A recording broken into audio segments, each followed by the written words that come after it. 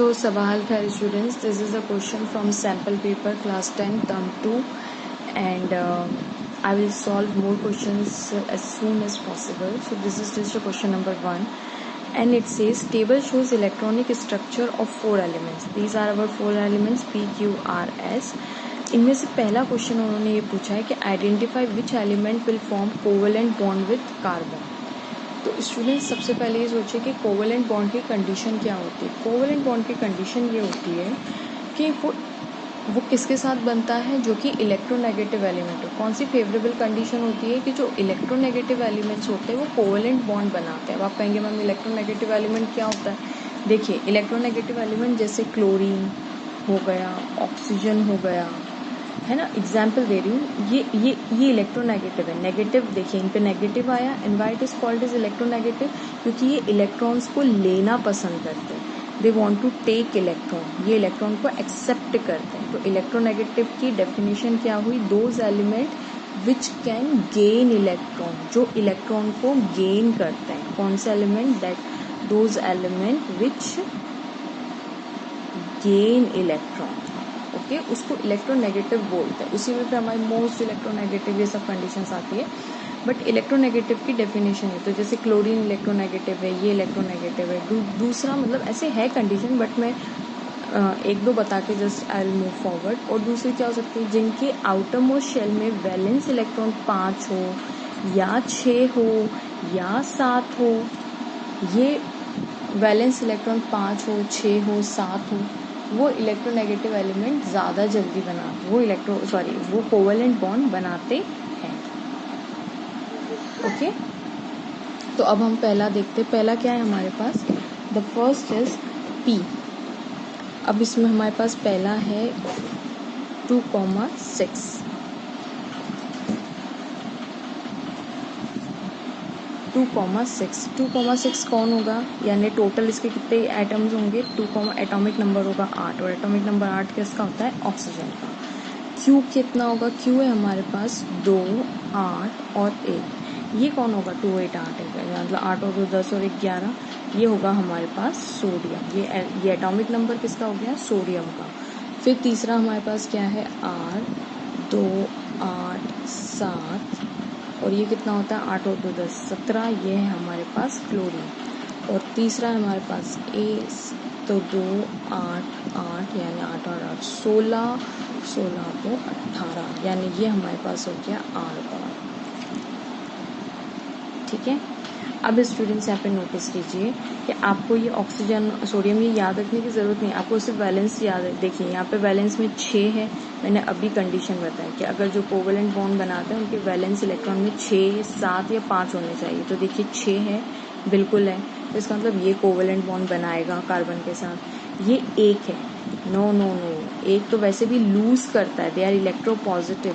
Q कैसा element है, जो इलेक्ट्रॉन लूज करता है. जो इलेक्ट्रॉन लूज करते हैं उसको क्या बोलते हैं, इलेक्ट्रो पॉजिटिव. और इलेक्ट्रो पॉजिटिव कभी भी नहीं होते कोवेलेंट बॉन्डिंग, वो कोवेलेंट बॉन्ड बनाना पसंद नहीं करते. आर क्या है हमारे पास, आर में देखिए 7 electron. Yes, it forms covalent bond, correct है. एस क्या है हमारे पास, 8 तो नहीं, 8 18 तो वैसे भी नोबल गैस हो गया. ऑक्टेट कंप्लीट है. कंप्लीट ऑक्टेट में ना वो लेना पसंद करता है ना वो देना पसंद करता है. दे आर नोबल गैसेस बोलते हैं हम उसको, राइट. सो कार्बन के साथ कोवेलेंट बॉन्ड कौन बनाएगा, कार्बन के साथ कोवेलेंट बॉन्ड बनाएगा ऑक्सीजन और बनाएगा क्लोरीन. अगर आपको यकीन नहीं होता तो चलिए एक दो स्ट्रक्चर देख लेते हैं. देखिए कार्बन के 4 वैलेंस शेल में 4 होते हैं. ये हमारा ऑक्सीजन के वैलेंस शेल में कितने होंगे, कितनों की ज़रूरत है उसको कंप्लीट करने के लिए, 2 की ज़रूरत है. ये 6 उसके वैलेंस शेल में, उसको ज़रूरत कितनी की, देखिए ऑक्टेट कब बन जाएगा, ये 6 से 8 कब हो जाएगा, जब इसको 2 इलेक्ट्रॉन मिल जाए. मतलब 2 इलेक्ट्रॉन वैलेंसीज की कितनी हो गई, 2 हो गई. वैलेंस शेल में ये 6 इलेक्ट्रॉन है, हाँ, लेकिन इसकी वैलेंसी 2 है. याद रखिएगा. कैसे पता कि वैलेंसी, तो 10 में से 6 काटिए तो 2 बचते हैं, यानी इसको. और वैसे भी ये सब सोचने की जरूरत नहीं है, सिर्फ आप इतना सोचिए कि इसको कितने की जरूरत है ऑक्टेट कंप्लीट करने के लिए, तो इसको जरूरत है 2 की. तो इसकी वैलेंसी कितनी होगी, 2. यहाँ पे देखिए.